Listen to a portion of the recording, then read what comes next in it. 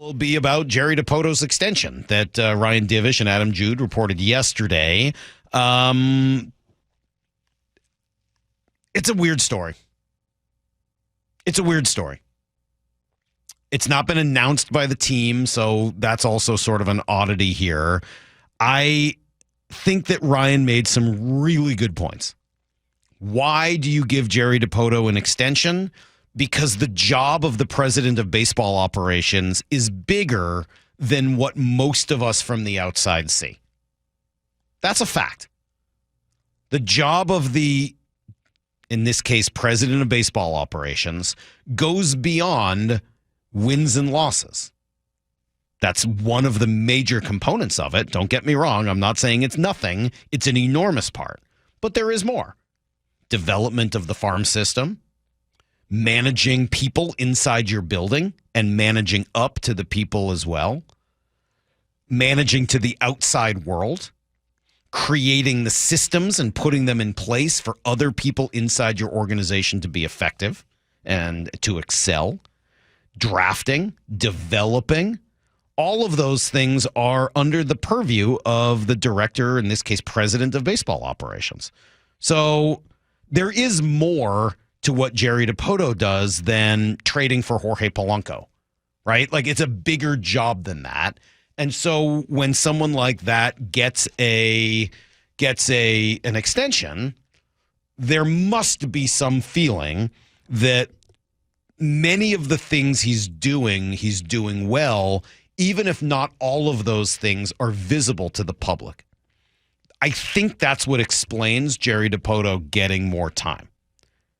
I also think it's a bad idea in general, I said this earlier, for GMs or presidents to be in the last years of their deal as a lame duck, because I think that can lead them to making decisions designed more to keep their job than it is to benefit the franchise long term. And I think generally that's a mistake. I also think this was clear the moment Dan Wilson was hired to be the permanent manager rather than the interim manager, that Jerry was coming back. Because if you hire Dan Wilson as a permanent manager and then fire Jerry Dipoto at the end of the year, you either need to fire Dan as well, which would be bizarre. Not like he had done anything wrong in a month.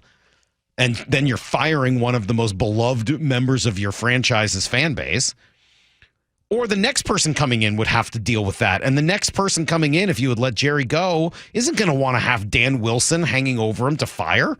Well, I'm brand new. I'm going to come in and fire the most popular guy here. No thanks. So that's no, and for the most part, anybody new coming in is going to want their own guy, their person who's going to put in their system. So I'm not surprised by this. All of that being said, at the end of the day, the biggest job, not the only, but the biggest job that a GM or president of baseball operations has to accomplish is winning. And coming off of a season in which the Mariners made the playoffs, they failed last year. Okay, you get to fail. That happens. There were major issues in communication with the fan base. And now you are failing again. It's not over yet. You got 21 games left to go and an opportunity to make up 4.5, 5 in the loss column. It's possible.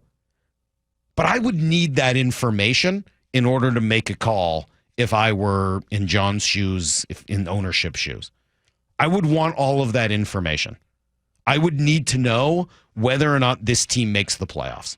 This team, coming off of last year, given the decisions that were made this offseason, the moves that were made, given the number of players that have disappointed since being acquired at the major league level, I would need to have a very serious conversation, and I would need all of the facts to come in.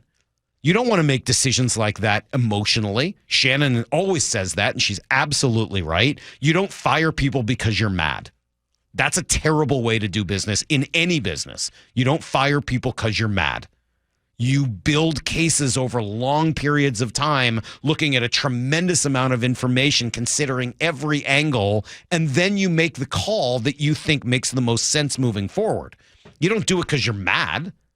But I would absolutely think that whether or not this team this year makes the postseason is an incredibly important, relevant piece of information that I would need at my disposal in order to say this person should be here or not next year.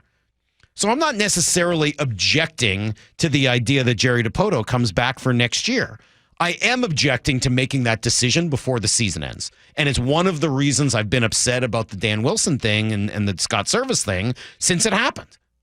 I think that on that day, A, you made a scapegoat out of Scott Service who didn't deserve it. And B, you effectively made the decision to move forward with the same crew next year. And I'm not sure I understand that. I'm not saying that it's wrong. I'm saying you made it too early before you had all the facts. Get the facts in first. Understand how you want to move forward. And I would have needed them if it were me. I would have needed every bit of information available to me, including whether or not this team makes the playoffs this year. That's me. So do I like it? I don't like the timing. Do I think that you got to hold someone accountable for not making the playoffs a couple of years in a row? Yes. I do think that that's pretty important, given the amount of talent that have been built up, given the problems with the contracts and the performance of Mitch Haniger, of Mitch Garver, of Jorge Polanco, and that's just this year, right? And then you can go back further if you want. Ty France and his decline. Obviously, he's played pretty well since going to Cincinnati.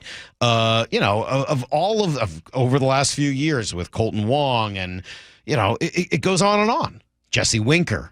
All of the major league acquisitions. So I have to assume, because I have some level of faith, I'm going to assume that if Jerry is back, it comes with some sort of a change to the most important failure of his regime so far, which is the acquisition and development and philosophy of major league offense. That has been the prime failure of the Dipoto era so far. It's mixed with quite a bit of success in the development and major leagues, all of it on the pitching side.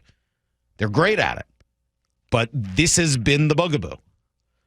Jerry last year made some real changes in the way he did business. And I think it's worked for him from a PR and fan relations standpoint. I hope that this extension comes with some sort of a similar change in the way he does business offensively, in the acquisition phase, in the development phase, and in the general and overall philosophical phase of their offense. Because what we've seen so far isn't good enough. A pitching staff this good deserves an offense that is not this bad.